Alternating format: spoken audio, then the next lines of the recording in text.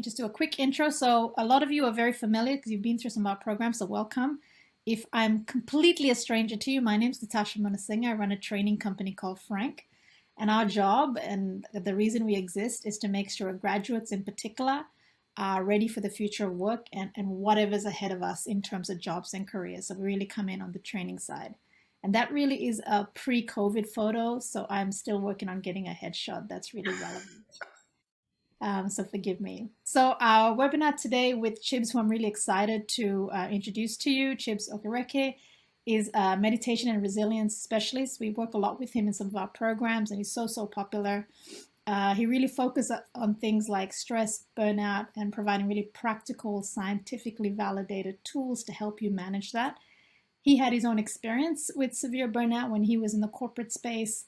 And I guess, decided to do a bit of a pivot and focus on recovery, reset, and really how to manage damage to his health. So, Chibs, anything else on your bio that I should have said that I haven't? Apart from that's my pre-COVID picture as well. So I've got a bit more of a beard now, actually. But yeah, as you remember, when we were deep in lockdown, it was a pretty impressive beard. Yeah, I was full Russell Brand at that point.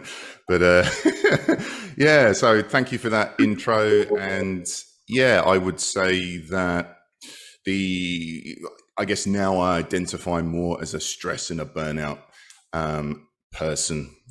So obviously meditation, mindfulness is my main resource. It's the main tool that I use. It's probably the tool that I have the deepest expertise in, but I'll use any trick in the book as long as it reduces stress, as long as it reduces burnout.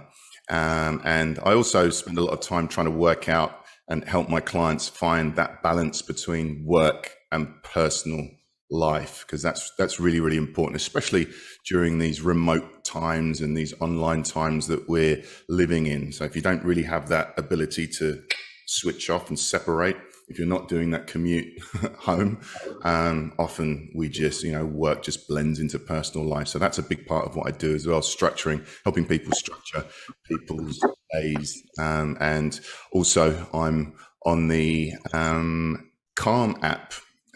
So I'm about to launch a series of work stress meditations on Calm, and that's the #1 app for sleep and meditation. So yeah, that's a little addendum to what you said, Natasha. Maybe I should put my headphones in, huh? Okay, perfect, thanks. And just in terms of agenda, so everything is that okay? Everyone's cool? All right, perfect. That better?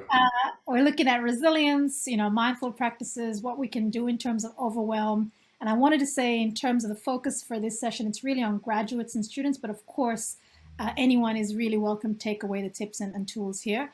At the end of the session, I want to give you a bit of a heads up. We're going to do a community video up. I'll tell you a little bit about it at the end. In terms of Zoom best practice, I know you've done 2001 Zoom, so you don't need this, but just heads up on, we love video, so if you can join us on video, please do. We are recording. This is a conversation, even though Chibs and I have my questions for Chibs. Please, if you have any questions, please put on chat, unmute yourselves and chat to us. I'll be taking down the screen, so the PowerPoint now, and we're just having sort of a conversation.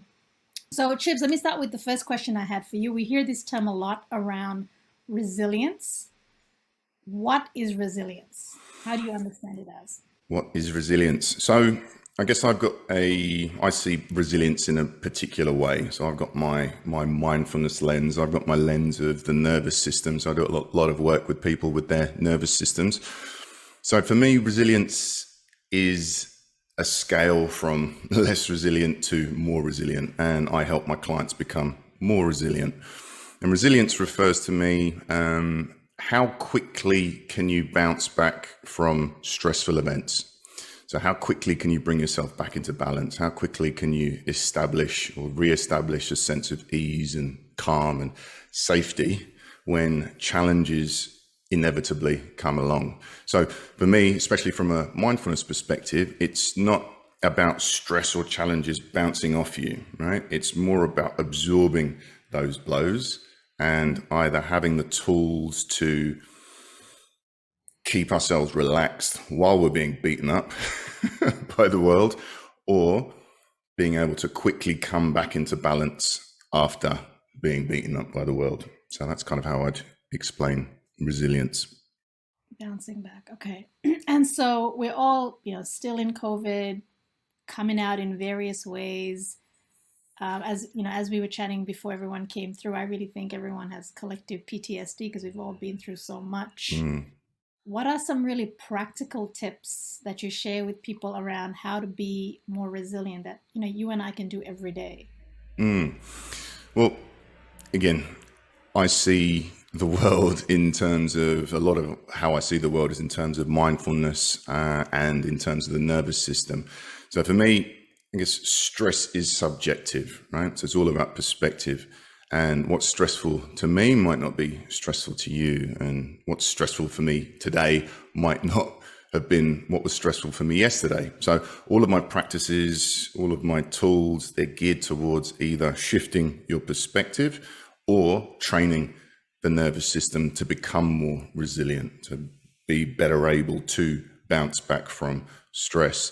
And I'll use any tricks or tools or techniques out there when it comes to working with my clients, but my go-to techniques and the techniques that I've found are most easily implemented and integrated, and the kind of tools that I'd use, let's say in day one or workshop one that I would do, generally breathing exercises, breathing techniques that we can use in the midst of a stressful situation.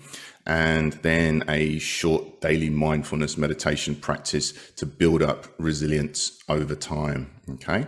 And we can do, if you want, at some point during this session, we can do a short breathing exercise, breathing technique, just so we can kind of experience what it's like to just have that short breathing practice that can actually recalibrate and balance the nervous system. But yeah, that's really my go-to technique. So breathing, slowing down the breathing, controlling the breathing when we're in the midst of stress. But of course, sometimes it's difficult to remember to bring in your tools and techniques when you are feeling stressed. And, often it's like, this evening, we're like, I got really stressed today and I forgot to do something about it. So that's when the mindfulness comes in as well. That's why the daily mindfulness meditation practice is really useful, because that daily practice reminds us, it's a constant reminder. It sets up our subconscious to, okay, let's be aware, let's pay attention today. So when we notice that we're stressed out, then we can do something about it. And it doesn't take much to bring the body into balance, especially if we're a little bit stressed. So we can catch ourselves when we're a little bit stressed and then bring ourselves down. That's all right. But sometimes if we let those little stresses build up, then all of a sudden we get to a tipping point where we fall off that cliff. Now we're triggered and it's very hard to climb back up that cliff to comfort and ease. So yeah, little balancing tricks throughout the day. Let's talk about that little cliff, i.e. sort of burnout, right? So I know I'm in DC right now. I work US hours and I work Australian hours. And if I'm not careful, I can easily spend most of the day behind a laptop or just working and lose track of time. And so I'm really cognizant of this idea of burnout and overwhelm. But what does burnout actually look like? What are Yeah. the signs and symptoms that we need to be aware of? Yeah. So, okay. So there's various stages of burnout, and I won't go into too much detail about it, but I guess the difference between, let's say, stress and burnout, because we all suffer from stress and we all have stressful days and we all have days where we feel burnt out. But if we're burnt out, really actually burnt out, then there are three specific feelings that differentiate burnout from stress. So one is overwhelming exhaustion. Two is a lack of enthusiasm and increased negativity and cynicism towards your job. And a job could mean job as a parent, job as a caregiver, job in a job, or it could be job in a relationship. So that kind of lack of that increased negativity and cynicism. And then there's a decreased ability to actually perform your job. So it's a state of emotional, physical, and mental exhaustion. And that's caused by excessive and prolonged stress, right? So it's the kind of exhaustion that comes from doing too much or caring too much for too long. And it can often result in depressive symptoms such as sadness or lack of hope. And it can also lead to a whole load of negative emotions and physical symptoms like frustration or anger or irritability, annoyance, anxiety, agitation. And it can also lead to physical feelings of stress. So headaches, stomach issues, body pains, insomnia. Is that me? I can hear. Am I sounding okay? I can hear something in my. That's okay. Yeah. So and heart palpitations as well, and it can and there's behavioural changes that you can look out for as well. So there's potential for abusing alcohol, drugs, or food, and I guess this is these are all things that I can fully relate to, because when I was burning out, I felt physically and emotionally exhausted. I couldn't sleep. I was cynical. I was detached from reality, and I was almost kind of paranoid. So I was a CEO, and I was almost like paranoid, thinking that none of my employees or partners cared about me or the business, and I also felt that I'd lost about 30 IQ points. I just wasn't able to think clearly or make decisions like I used to be able to, and I was also waking up in the middle of the night with feeling, I could really feel my heart in my chest. I was taking prescription medication to get through the night. So, it was a really awful feeling. And that burnout really feels like there's no light at the end of the tunnel. Stress has a finite date. I can see, this is stressful, but the stress ends here. With burnout, it feels like you can't see the end of that stress. It's prolonged, continuous stress. So it's no joke. No, it sounds horrendous. What do you do if you are heading towards overwhelm? How do you sort of backpedal or backtrack so you don't fall off that cliff? Or what are the things maybe you did, or what do you tell people to do? Yeah, and it's important for me to that's the kind of worst case scenario, right? When you do fall off that cliff, when you do fall off the cliff, you can still come back. I came back, and and everything's great now. But if you don't have to fall off that cliff, why not? Why not pull ourselves back from the edge? Okay, so these are all, that was worst case scenario that I talked about before. But let's, as you say, let's bring in tools and techniques so that we can pull ourselves back from the edge, especially if you can see see that cliff over there. It's time to start walking back. And I guess unlike other meditation courses or other meditation teachers, when you work with me, we focus on two distinct things. So first of all, I'll focus on tools. So developing tools that you can use to bring in the moment that you get stressed or overwhelmed and challenged. And secondly, we build our base level of resilience with a daily mindfulness meditation practice. And once we've built that up, it means that we get less stressed, overwhelmed, or challenged, and then we don't need to bring out our tools as often. All right. So once you've developed a meditation practice over a number of weeks, many of the things that used to bother you won't bother you anymore. But a lot of the time, especially when we're really burnt out, if someone says to me, do half an hour of meditation each day for 8 weeks and then you'll feel better, that's going to probably go in one ear and out the other, because especially when we're stressed and burnt out, everything feels urgent. So it feels as though I haven't got enough time in the day. Especially I haven't got half an hour a day to sit around with my eyes closed. So that's why I look at practical tools like breathing exercises, short mindfulness exercises, grounding exercises to keep us in balance during the day. And I also look at how the day is structured. So I touched upon it before. So what are we doing at the start of the day to get the day running effectively? I look at how you're using your phone and how you're using social media, how much time you're spending on those. I'm looking at what you eat, how you sleep, so often by doing just a few simple things, having a good bedtime routine, doing a bit of exercise, looking at what we eat, and maybe just doing 10 minutes of meditation a day. That's often all it takes to start making a big difference to how we feel. So, yeah. I don't know if that was a bit all over the place, but there's lots of different things we can look at as the moral of the story. So it seems like you're saying start before you're ready or before you need it. Yeah. And start, I guess, small. So if I say, am I correct in saying if you start in the morning, with 5 to 10 minutes, if you've never done something like before, is that a fair way to build up sort of your muscle around mindfulness and things like that? Exactly, yeah. So, start with 10 minutes of mindfulness practice a day. So we've always got 10 minutes to spare, even if it doesn't feel like it. So I'd start there. If there was one thing that I would suggest, it would be a daily 10-minute practice, and then test, measure.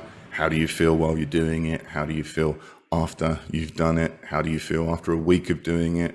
How do you feel after 4 weeks? So the research has shown that 4 weeks of mindfulness meditation, just doing 10 minutes a day, can make a significant improvement on stress levels and our emotional reactivity, and it also improves our focus and our concentration. So yeah, if there's one tool, that's what I'd start with, and just find any meditation. If you like the sound of my voice, go onto my website and find some of my meditations. But yeah, just find a voice that resonates with you, something that you don't mind, doesn't make you irritated.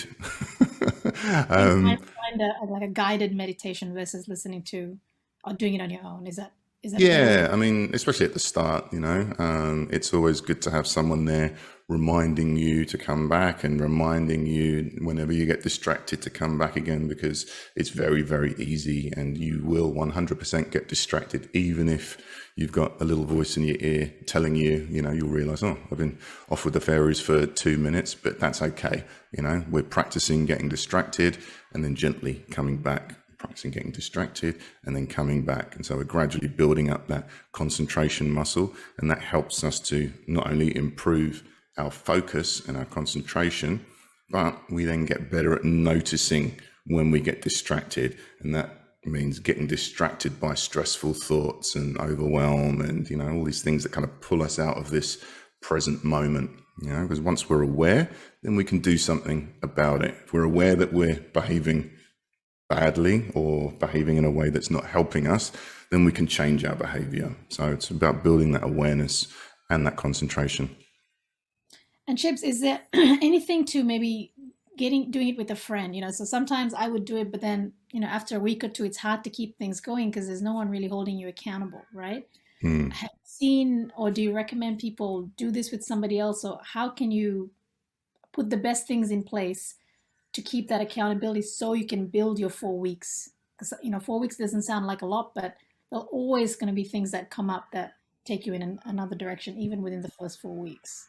Well, if you, yeah, you've hit on something which is accountability. So that's why a lot of people come to a coach. Sometimes the coach is telling them the blatantly obvious, but they need someone to be accountable to. So it's always helpful to have someone that you're accountable to. So even if it's, as you say, even if it's just a friend and you kind of decide, okay, we're going to do this together. Let me know when you've done it, or let's do it at the same time.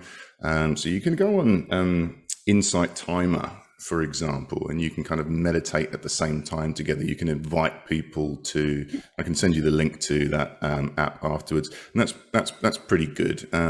So you can kind of join, you can meditate together, even if you're in, different places. You can press play and it will start together. So you can listen to the meditation together, then you can have a chat about it afterwards, So that would be that's a great idea, Natasha. Yeah. I'm gonna Inside Time. I'm looking it up. The other thing which you were chatting about was, you don't really look at news. You talked about social media, all that negative, the information coming through. Is there anything around resilience and mindfulness that also is about not letting negative thinking, self-doubt get the better of you? Whether it's work, parenting, university, school.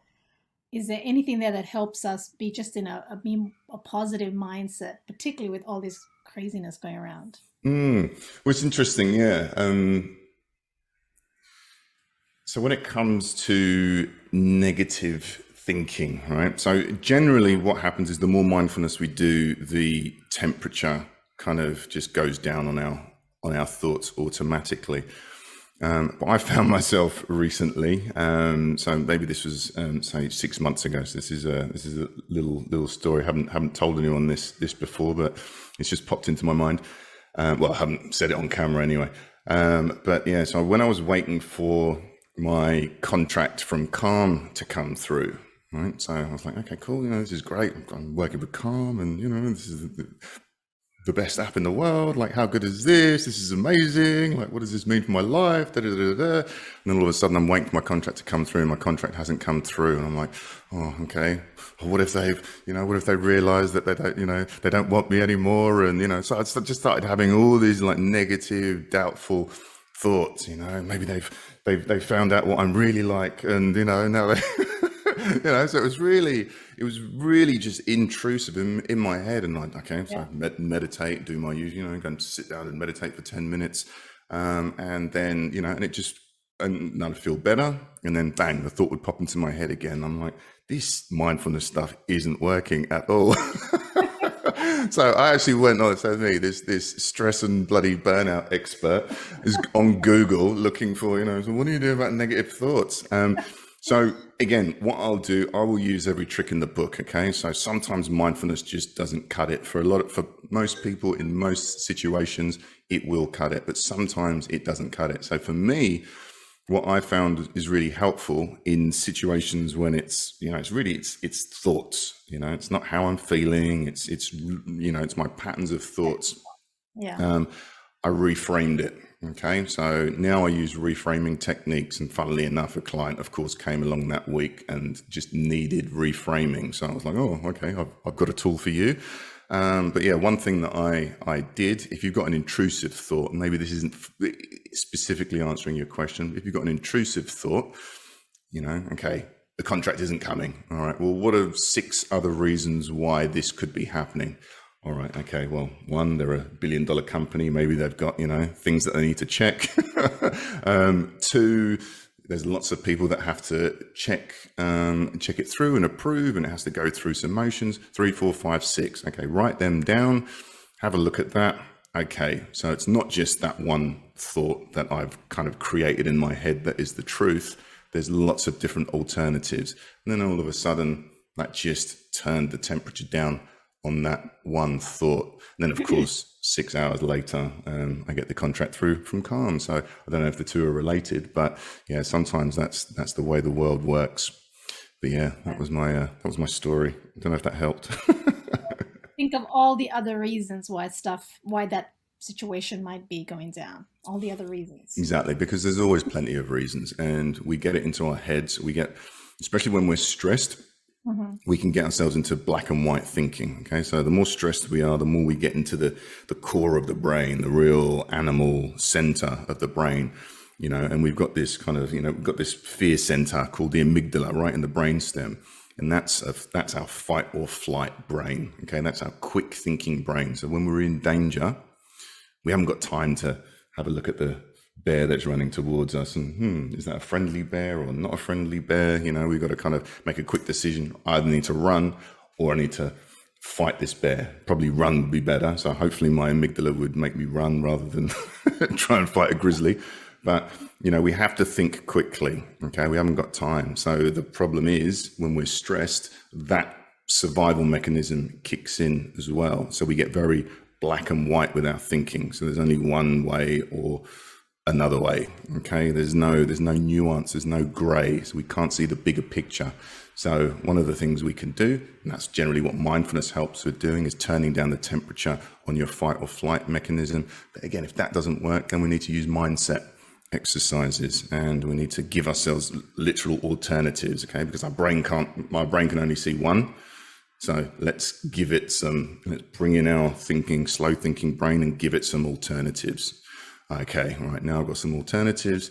That relaxes the body. So we can start by relaxing the body, or we can start by doing mindset exercises. Both work because they're both connected. Okay. So in terms of tools, we're coming, and to everyone, we're coming to the last 5 minutes. So definitely if you have questions, plunk them in the chat. But in terms of tools, Insight Timer, Calm, Chibs, your website, which I'll ask you to put in chat at the end of this session. Anything else, preferably free stuff, that they can access if they're going towards overwhelm, stress, that really is practically useful? I mean, again, I would go on to one of the apps. So Insight Timer is free, and you kind of have to kind of cut through the noise a little bit in there, but you can bookmark the meditations that work for you or the tools that work for you. So in the Calm app, for instance, I'm very specific in my tools. So they're short, punchy. All right, these are like 2-minute tools. This is a 4-minute one. This is a 5-minute one. So things that we can do to change state really quickly. But yeah, I would start with Insight Timer. Have a look on my website. I've got some short meditations on there. I've got some 5-minute meditations on there. But yeah, that would be my recommendations. Okay. And yeah, that's certainly a breathing tool. And as I say, if you want me to, do it. Well, breathing. If everyone gives me a thumbs up, I'll definitely finish off with the breathing. So I'll leave that to all of you. Give me a thumbs up, and then we can do the breathing. I want to finish off with, thanks, Elizabeth. I guess one question. We've talked about burnout, stress, resilience, and maybe this is just a personal definition, Chibs. What does sort of in this day and age being self-assured, self-confident look like? There's so much around stress, but how do you know if you're like balanced and okay, and this is the healthy place? What are the signs of that? I don't think there's any particularly definitive answer for that, so I have been seeing it almost like an art form. I've got a structure, I've got a framework to my mindfulness, but there seems to be an art form to it, and I get better and better at discerning where that level is. And we were talking about it before we came onto the call, and so sometimes I find myself being too mindful and kind of just being a bit too happy-go-lucky. And so then I need to bring myself more into the, I want to get some stuff done. And then I find myself getting too much done and trying too hard. And then I'm like, okay, I need to soften that. So I don't know where that is. And I think you have to work that out as an individual. And that's what I help my clients to do as well. But generally, if it doesn't feel good, then I'm asking myself the question, do I need to be doing what I'm doing right now? So if I come up against resistance, so I'm like, oh, I'm trying too hard, or this feels like a bit of a struggle. Okay, can I take a step back? Let me have a look at what I'm doing. And do I need to be doing what I'm doing now in this moment? Could I put it off? Could I maybe just let it go? Could I maybe just accept it the way it is? Could I maybe trust that it's going to work out of its own accord? So I have that little checking mechanism. And again, there's no right or wrong. So sometimes I get it right. Sometimes I get it less right. So it's kind of, so I'm just working my way. I'm just working my way through life. If I come up against resistance, then I'll bring it that way. If I'm feeling too floaty and airy-fairy and I'm not getting anything done, then I get a bit more intention about me. So didn't really answer that question too much, but if it feels too hard, generally, I would say 90% of the time, you don't need to be doing what you're doing. Okay. So it's subjective for all of us and like a constant self-awareness to figure out a place that feels a bit correct, right for each of us. Yeah. We don't want to be feeling too bad for too long, because it's that prolonged stress. A little bit of stress is fine, so one bear rushing at us per week is not going to do any damage to our nervous system. It's getting surrounded by bears the whole time, and the nervous system doesn't know the difference between a bunch of bears and a bunch of worries about work, or a bunch of worries about bills, or worries about my relationships, or worries about my kids, or what's going to happen with lockdowns, or, that is going to feel exactly the same as bears and tigers attacking, prowling around, attacking you. That the nervous system feels threatened, and too much of that feeling of threat will burn out your nervous system and just not make you feel good at all. So maybe finish off that with our breathing exercise then, Chibs, so we can handle the bears that come our way. Cool. So so the next time a bear is rushing at you, I want you to sit down with your eyes closed for 2 minutes and go through this breathing technique. Probably not. No, probably run. But all right. So, okay. So let's take a little mental break and just know that you can do this at anytime during the day. All right. So it's a little reboot. This will, maybe I'll do it for like 2 minutes, but it doesn't need to take very long at all. All right. So this is a super simple tool. And maybe you've had a busy morning, or you're struggling with a stressful project, or maybe you're headed into a hectic afternoon. So whatever the reason, sometimes we need to unplug. All right. So what we're going to do, we're going to use the breath to help to settle and calm our minds. All right. So we can begin by sitting comfortably, and let's be alert but relaxed. And you can gently close the eyes if that feels good. If you want to leave the eyes open, you can do so. Before we do the breathing exercise, let's just take a note of our breath, just without trying to change the breath, without slowing the breath down or anything, just following the breath in and out of your body. We're going to deepen the breath in a minute, but for now, we're just going to notice how the body's naturally breathing. So we breathe in and the body expands. And we breathe out as the body softens and relaxes. And if we notice that the mind is somewhere else, if we're thinking about yesterday or worrying about today, that's all right. That's perfectly normal. It's what the mind does. So we're not going to give ourselves a hard time about it. We're just going to gently and patiently come back to the breath, and we're going to pick up where we left off. All right. So for the next minute, we're going to make our exhale longer than our inhale.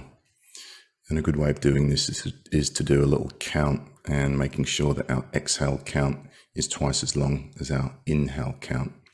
So you can follow me for a couple of breaths and try and do it in and out of the nose if that feels comfortable. If the mouth is more comfortable, that's okay too. So you can follow my count, and then I'll leave you to it. Breathing in, 2, 3, breathing out, 2, 3, 4, 5, 6, breathing in, 2, 3, breathing out, 2, 3, 4, 5, 6. Now do a couple more breaths like that, and it's up to you what you count to, just making sure that the out breath is about twice as long as the in breath. And keeping the body relaxed as we breathe. And what we're doing now, we're turning on our relaxation response, and that turns off our fight or flight response so that the body and the mind can feel safe and at ease. All right, and so you can let that go, and before you open your eyes, just notice how the body's feeling now, and notice how the mind's feeling. Notice if it's made any difference. For some of us it will, for some of us maybe it won't. And feel free to crack open the eyes and come back to the room. So how do you feel, Natasha? I feel good, and every time I do it, I keep asking myself, why don't I do it more? So it doesn't feel like we have enough time, right? Back to you, yeah, Chibs. You're just bite-sized things to break up the day. Just really makes a massive difference, slows things down. So thank you so much for the reminder. Yeah, you're welcome. Wendy, thank you, Wendy. To everyone else, to Chibs, thank you again. Did you want to put your website down on the chat so folks can find you, or your Instagram handle, whatever's easier? Let's do that. And to everyone else, thank you so much for joining us for this session. We do these once a month on different topics. And as Chibs is doing that, I'm going to tell you what the topic for next month is. We have Tina Wire, who's used to work for JP Morgan for a couple of years as the MD in New York, now moved to Noosa with her family, and is very much in helping sort of the graduates of the next generation on developing this mindset around commercialization and being ready for the workforce. So very inspiring in terms of things she's done, but also very, very approachable. So she joins us and has a bunch of other things in terms of the corporate space she's involved in. So hopefully you can join us for that. Final thing, and this is a bit of an experiment, so feel free to join if you want. There's a wonderful Sydney startup called Vloggy, and they do community videos. So if you scan that QR code, a bunch of stuff will pop out on your phone, and you can record a little video that tells us, where you can share one thing you've learned about the session. We get the video, and we get to mash all the videos up from all of you and have a bit of a memoir, a souvenir from this session. So I'll leave this up if you want to do that. We'd love to see you. Very, very quick. Chibs, any last words before we sort of see you on the car map? But might need to get your, autograph before all that happens and you take off. Exactly, yeah, because I'm probably going to be very, very important soon. So, yeah, you better get in there quick. Yeah, no last words. Just, I'll leave you with a cliche, but just, yeah, remember to breathe. It's the most simple tool in the world, and these yogis have talked about it for centuries, if not millennia. So, but it's just something that we've forgotten how to do recently, but we always got time for a few slow, deep breaths, and that often can be the difference between, falling over that cliff and not. So yeah, Fighting the breathe. bears. Yeah. And for the students on the call, some of your universities give credit for coming to webinars like this. So we've just shared a participation certificate URL on the chat. And Elizabeth, I'll make sure it's accessible so you can get it. Just keep the link, and in a moment when we close this, I'll make sure it's accessible. I already can access it. Thank you. Perfect. And thank you for being in the video the whole time. I was like making eye contact with you because you're the only one I could see apart from Chibs. So thank you for that. All right, everyone, be well, stay safe, and we'll see you hopefully next month. Thanks again, Chibs. Thank you. See ya. Bye, everybody.